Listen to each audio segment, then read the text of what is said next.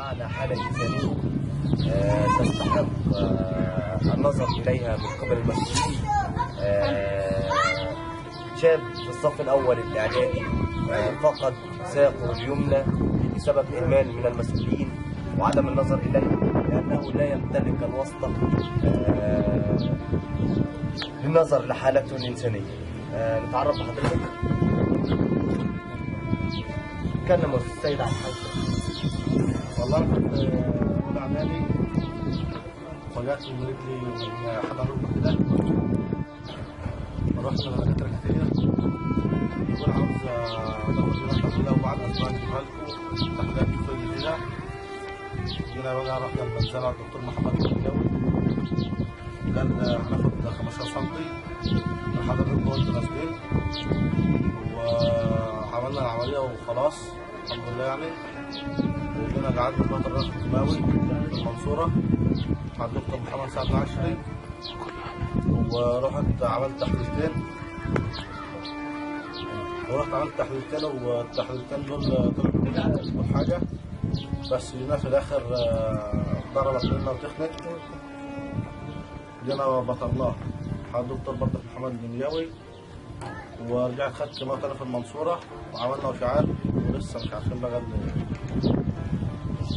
معاناة السيد تتمثل في أن الشؤون الاجتماعية بمركز صان الحجر رفضت رفض تام صرف راتب شهري إليه، كما أنه يعاني حالة نفسية بسبب فصله من المعهد من معهد السكيني الإعدادي الأزهري، حيث أنه تم فصله تعسفيا بسبب غيابه أو تغيبه بسبب مرضه.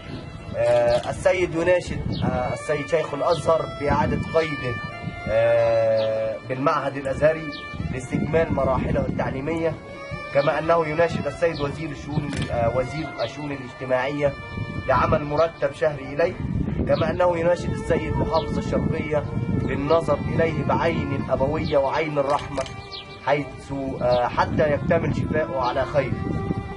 محمد السيد والده الحاج محمد إبراهيم رجل فقير، رجل فلاح يبحث عن رزقه يوميا.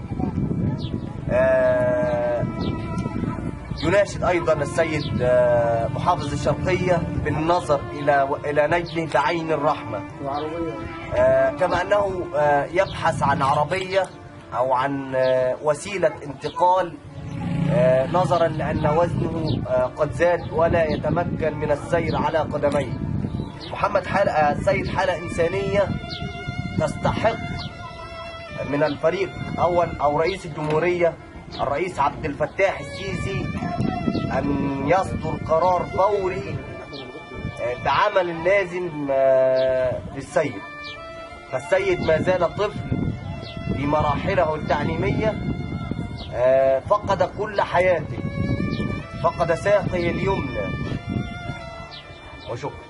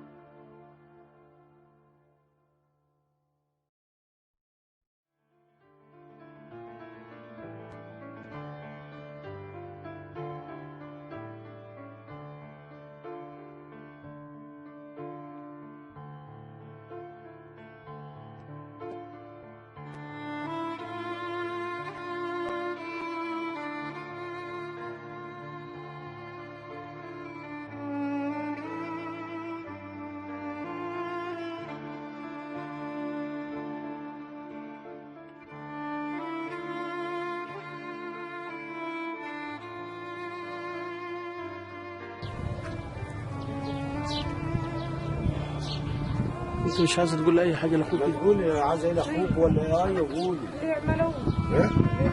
قولي اي حاجه. هسألك وانت قولي. شوف انت بتتمنى لاخوك ايه؟ احنا بقالنا 3 سنين والله بنجري على جبته ومش عمله، والمعهد اتفصل وتعب. مرتبها ثبتنا ومشي، فوقها بيشتغلوا في المزارع وحالتنا انا استغفر الله العظيم، احنا تعبنا على الاخر بصراحه يعني.